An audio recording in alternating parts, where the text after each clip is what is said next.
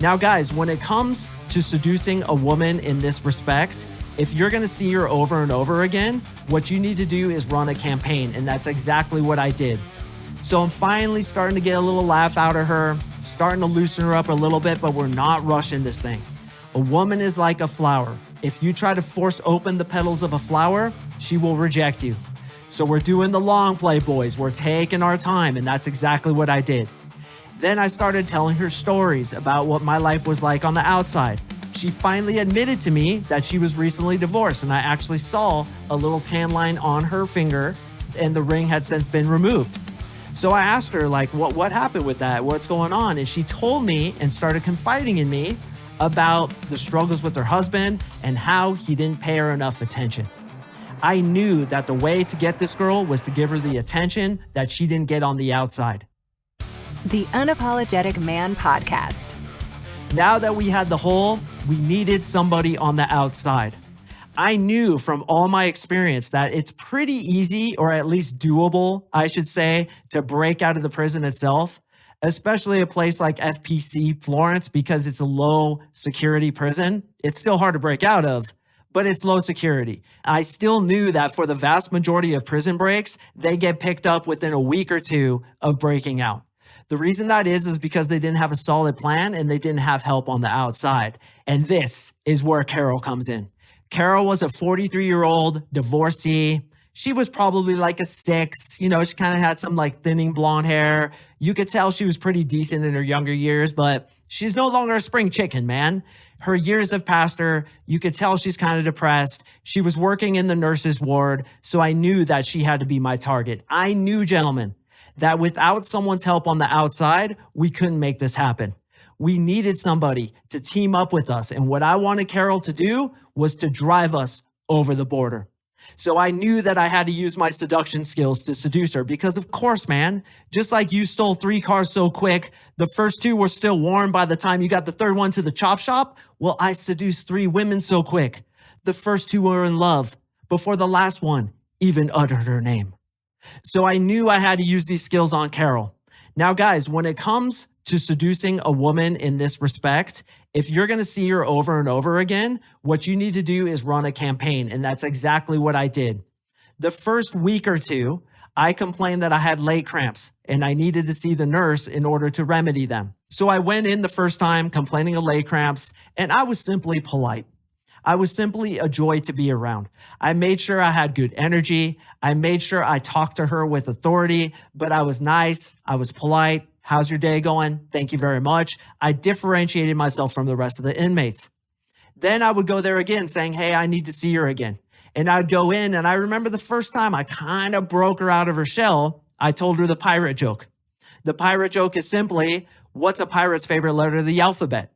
And the person always says R. And then you'd say, you'd think so, but it's the C. And that made her laugh. So I'm finally starting to get a little laugh out of her, starting to loosen her up a little bit, but we're not rushing this thing. A woman is like a flower. If you try to force open the petals of a flower, she will reject you. So we're doing the long play, boys. We're taking our time, and that's exactly what I did.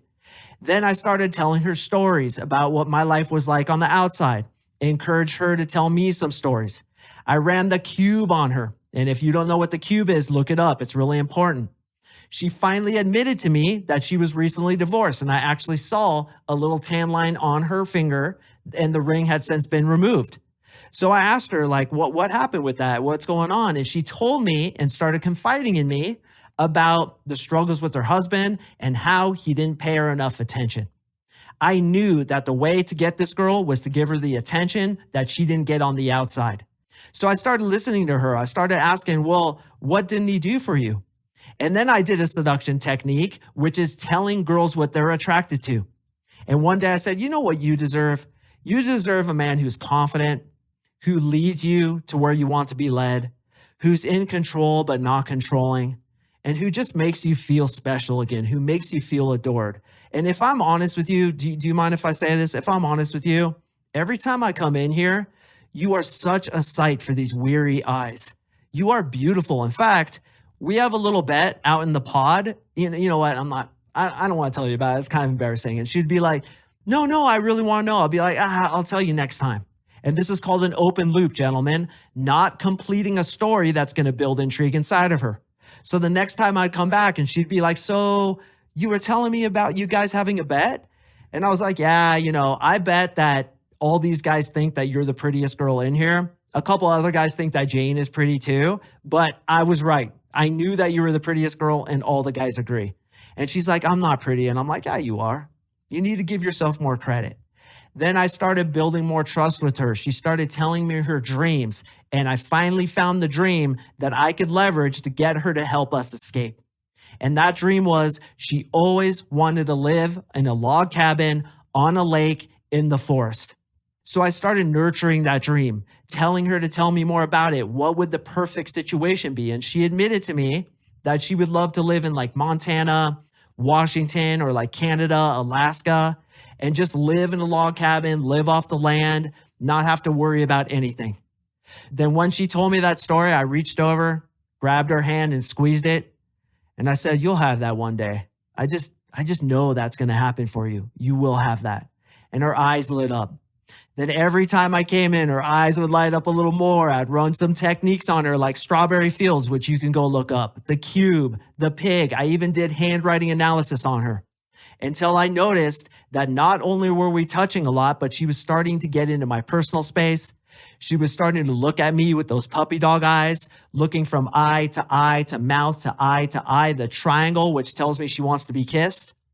Then when I had her on a super high note, I reached over, put my hand behind her hair, up her neck, grabbed her close, and kissed her. I had her exactly where I wanted her. So I confided in her, I'm going to break out of this prison. I have $5 million hidden in Canada. I'm going to go to Canada and I'm going to buy a log cabin on a lake and I'm going to live there for the rest of my life. Come with me, Carol. And she pondered it for only a millisecond, gentlemen. And she said, yes, I will. So now we got outside help roped into this caper.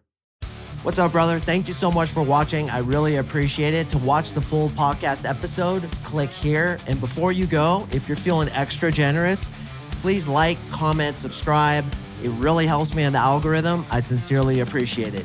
Unapologetic Army.